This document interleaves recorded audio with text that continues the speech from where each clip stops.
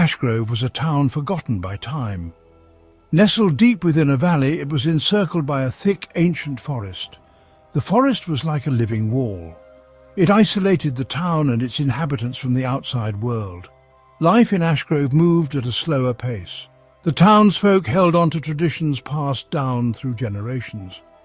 They spoke in hushed tones of the old ways, of a time when the natural world held more power. The air always seemed colder in Ashgrove. Even on warm summer days, a chill hung heavy in the air. It was a chill that seemed to seep up from the earth itself.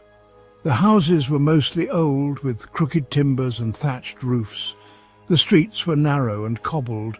They wound through the town like forgotten pathways. The townsfolk were a hardy bunch, their faces weathered by the harsh winters and long years of solitude. They were a suspicious lot.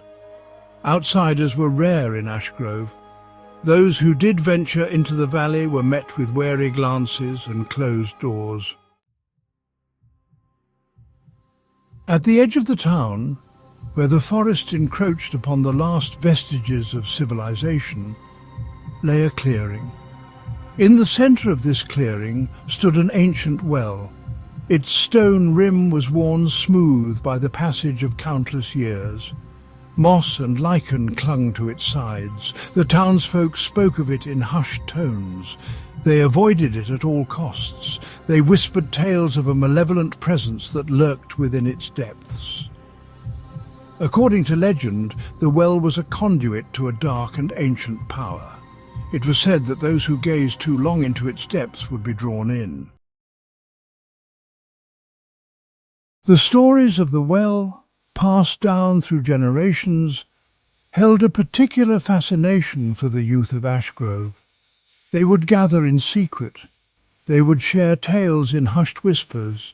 They dared each other to approach the well, but none dared to venture too close, not after dark.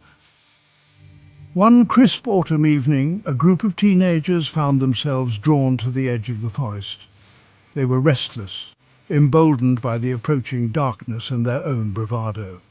The group was led by a boy named Thomas.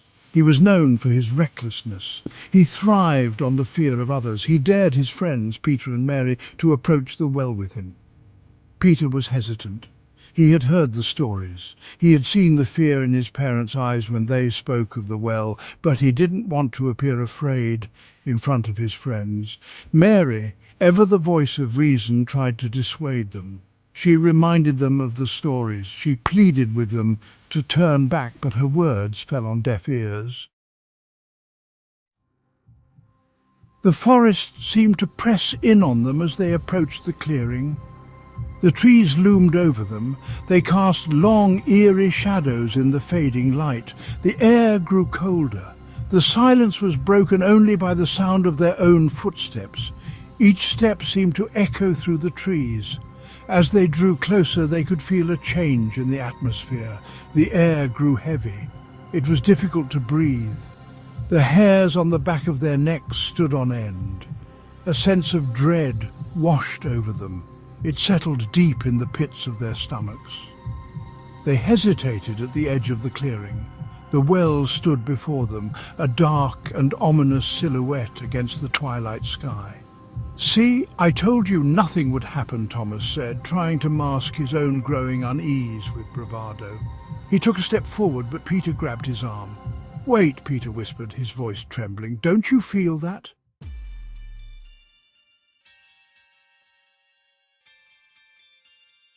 Section 5. A Glimmer in the Dark. Mary, her eyes wide with fear, nodded. "There's something not right," she whispered back. "I want to go back," but Thomas, his pride wounded, shook off Peter's hand and stepped into the clearing. He walked towards the well, his footsteps slow and deliberate. He was determined to prove that he was not afraid.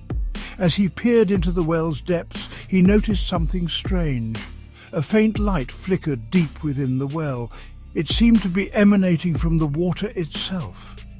Curiosity, mixed with a growing sense of dread, compelled him to investigate further. He reached into his pocket and pulled out a small flashlight. He flicked it on and shone the beam into the well. The light seemed to cut through the darkness. It illuminated the well's depths for a brief moment. The water shimmered. The light danced on its surface. Then Thomas saw it, a face. It was staring up at him from the depths. Section 6. The Face. The face was pale and gaunt, with hollow eyes that seemed to burn with an eerie light. Its expression was one of pure malice. Its mouth was twisted into a grotesque grin. It was a face that spoke of unimaginable suffering and hatred. It was a face that would haunt Thomas's nightmares for the rest of his days. Thomas stumbled backward, dropping the flashlight into the well. He gasped for air, his heart pounding in his chest. He turned to warn his friends, but the words caught in his throat. He was paralyzed with fear. Peter and Mary, seeing the look of sheer terror on Thomas's face, rushed to his side. "What is it?" Peter asked, his voice trembling. "What did you see?" Mary added, her eyes darting nervously between Thomas and the well. Thomas, still struggling to catch his breath, could only manage to stammer out a single word. Face. Section 7. Peter's Fall. As if in response to Thomas's words, a blood-curdling scream echoed from the well. The sound chilled them to the bone. They froze in their tracks. Then, before their very eyes, the well began to churn. The water bubbled violently. It swirled as if something was trying to break free from its depths. A figure emerged from the well. It was tall and skeletal, its flesh decayed and hanging loosely from its bones.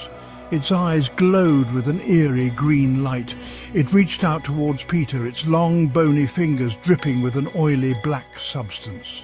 Peter, paralyzed with fear, could only watch in horror as the creature lunged towards him. He stumbled backward, his foot catching on a root. He lost his balance. With a strangled cry, he tumbled headfirst into the well's depths. Section 8. The Well Sealed. Mary and Thomas watched in terror as Peter disappeared into the darkness of the well. His scream echoed through the clearing before being swallowed by the well's depths. Then silence. The well was still. The water was calm. It was as if nothing had happened. Mary, her eyes wide with horror, turned to Thomas. "We have to get help!" she screamed. Thomas, still in shock, could only nod mutely. They turned and fled from the clearing.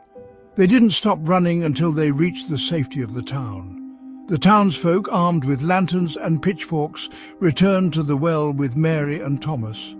They searched for hours, but there was no sign of Peter. The well was sealed. It was covered with heavy iron bars, preventing anyone from ever falling in again. A heavy chain and padlock secured the bars. Section 9. Lila's Return. Years passed. The tragedy of Peter's disappearance faded into memory. The well remained sealed. It stood as a silent reminder of the darkness that lurked at the edge of the town. But the well was not forgotten. Stories of what happened that night continued to circulate among the townsfolk. Whispers of the well's hunger persisted.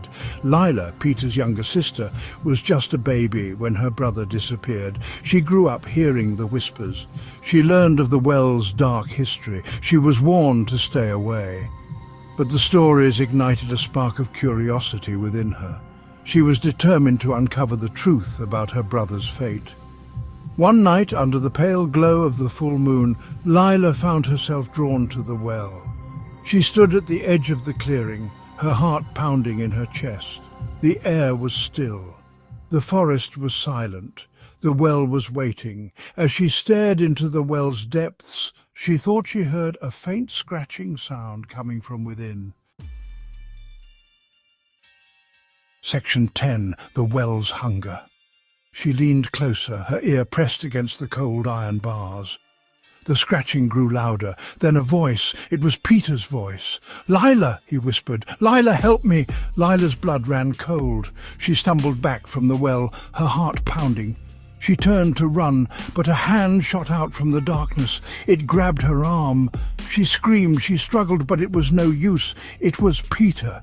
His eyes glowed with an eerie green light. "And now, you're here," Lila screamed as she was dragged into the well's depths. The well was satisfied, for now,